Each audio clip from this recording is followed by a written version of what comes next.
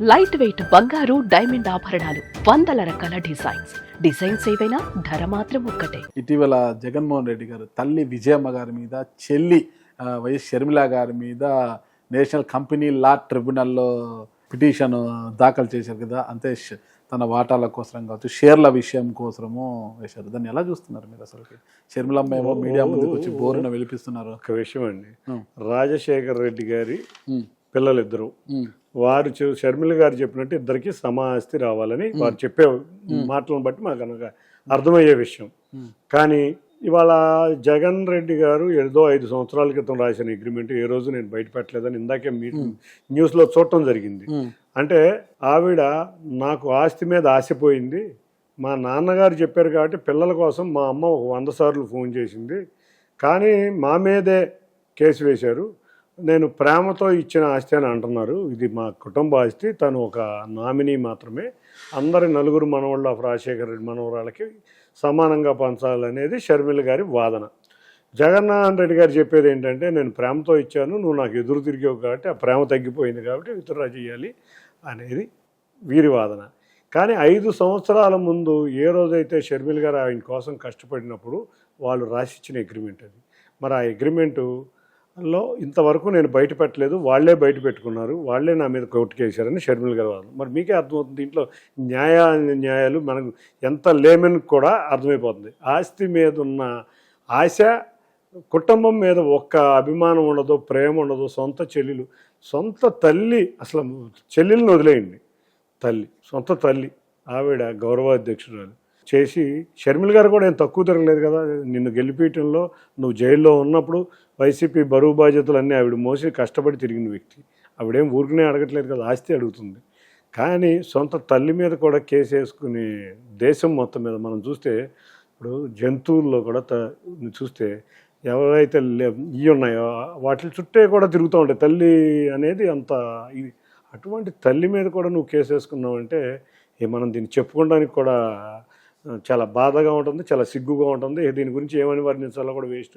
అసలు వీటిలన్నిటికన్నా మేము అనుకునేది ఒకటే, ఇవన్నీ ఈ కుటుంబ వ్యవహారాలు. మేము డెవలప్మెంట్ ఉన్నాం, మా లోకేష్ గారు అమెరికా వెళ్ళాడు, అమెరికాలో ఏం తేపోతున్నాడు, మా లోకేష్ గారు లేకపోతే చంద్రబాబు నాయుడు గారు ఎక్కడికి వెళ్ళాడు, మా ప్రజలకు ఏం కావాలి, వీటి మీద మేము దృష్టి పెట్టాలని మా కోరిక. ఎందుకంటే ఈ డైవర్షన్ పాలిటిక్స్ లేకపోతే నిజంగానే కుటుంబం ఒక రకంగా బాధ ఉంది, ఆవిడ అన్యాయం అవుతుందని. కానీ మేము ఎక్కువ ఎంటర్ ఇదంతా తెలుగుదేశం కుట్ర అంటారు. కరెక్ట్, నువ్వు తెలుగుదేశం కుట్ర కాదు, నీ కుటుంబంలో నువ్వు సరి చేసుకుంటే మేమెవరు ఉంటాం? మేము దూరగలిగే శక్తి. నీ కోసం కష్టపడిన నీ చెల్లి, ఆవిడ ఆస్తి ఆవిడకి ఇస్తే నేను మాతో రాదు కదా. ఒకటి, ఈరోజు ఈ టైప్ ఆఫ్ డ్రామా పాలిటిక్స్ మాకు చేత కావు. మా దృష్టి మాది వాళ్ళ మెంబర్షిప్ డ్రైవ్ స్టార్ట్ అయింది. మేము రేపు మాకు ఫ్యాక్టరీలు రాబోతున్నాయి, మాకు రేపు టీసీఎస్ రాబోతుంది, రేపు మాకు స్పోర్ట్స్ సిటీ రాబోతుంది, రేపు మేము నేషనల్ గేమ్స్ తేబోతున్నాం, మేము ఇంకో సంక్షేమం కోసం ఇది చేయబోతున్నాం, రేపు మేము 3 సిలిండర్లు ఇవ్వబోతున్నాం. వీటి మీదే మా దృష్టి కానీ, మా ఇంటర్వ్యూలు కానీ, మా దీని మీదే ఫోకస్ చేయాలనుకున్నాం. కానీ అది ఒక సైడ్ లైన్ కింద మేము వెళ్ళాలని మేము భావించాం. కానీ షర్మిలకు మాత్రం పూర్తి న్యాయం చేయాలని కోరుకుంటున్నాం. ఫైనల్గా ఒకటి చెప్పండి, ఆంధ్ర క్రికెట్ అసోసియేషన్ అధ్యక్షుగా మీరు ఉన్నారు కదా, మీ హయాంలోనే మన ఇంటర్నేషనల్ క్రికెట్లో ఇండియా తరఫున ఎంతమందిని ఏపీ నుంచి పంపించబోతున్నారు? ఇవాళ ఆడుతున్నారని చెప్పాక వాళ్ళ రేపు వాళ్ళ ఆడారు. మన ఇండియా వర్సెస్ బంగ్లాదేశ్ మ్యాచ్లో కూడా ప్రశాంత్, మీరు కాకుండా ఇంకా ఎంతమందిని తీర్చిదిద్దబోతున్నారు? ఎంతమందిని అయితే అంతమందిని తీర్చిదిద్దాలని మా కోరిక. ఎందుకంటే ఇప్పుడు ఐపీఎల్ కూడా ఉంది. ఇవాళ ఈ ఐపీఎల్లో మనం ఒక 20 మందిని ఇవ్వగలిగితే చాలా బాగుంటుంది. ఇవాళ మా T20 టీము 6 మ్యాచ్లు ఆడితే 6 మ్యాచ్లు గెలిచింది. ఇవాళ లేడీస్ T20 టీం నిజంగా మాకు చాలా బాగుంది. మాకు ఇవాళ కూడా గుజరాత్ మీద ఒక మ్యాచ్ గెలిచారు. 6 మ్యాచ్లు కన్సిక్యూటివ్గా గెలిచింది లేడీస్ టీం. మేము అదే అనేది ఉమెన్ ఎంపవర్మెంట్ అని మా గర్వంగా చెప్పుకుంటాం. కాబట్టి రాబోయే కాలంలో మేము ఛాంపియన్స్గా, ఫస్ట్ నేషనల్ ఛాంపియన్స్గా ఆంధ్ర టీంని, లేడీస్ టీంని, అన్ని ఫార్మాట్స్లో ఉన్న టీంని నిలపాలి.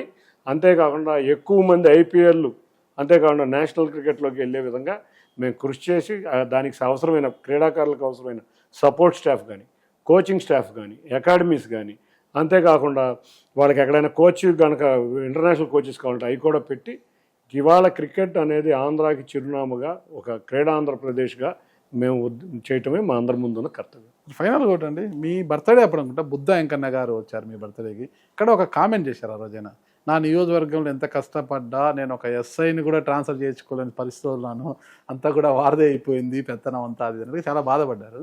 అయితే అది విన్న ఆ ప్రాంత ఎమ్మెల్యే మీ దగ్గరికి వచ్చి ఎందుకు నువ్వు దగ్గర నుండి కామెంట్ చేయించావా అని మిమ్మల్ని క్వశ్చన్ చేశారనేది బయట వినిపిస్తుంది. ఇవాళ అతను బాధపడటంలో తప్పులేదు, ఈయన అడగటంలో కూడా తప్పులేదు. ఎందుకంటే ఇవాళ మా అధినాయకుడు ఎవరి రికమెండేషన్లు ఉండవు, ఓకే, ఆయనకు దోషింది ఆయన చేస్తాడు.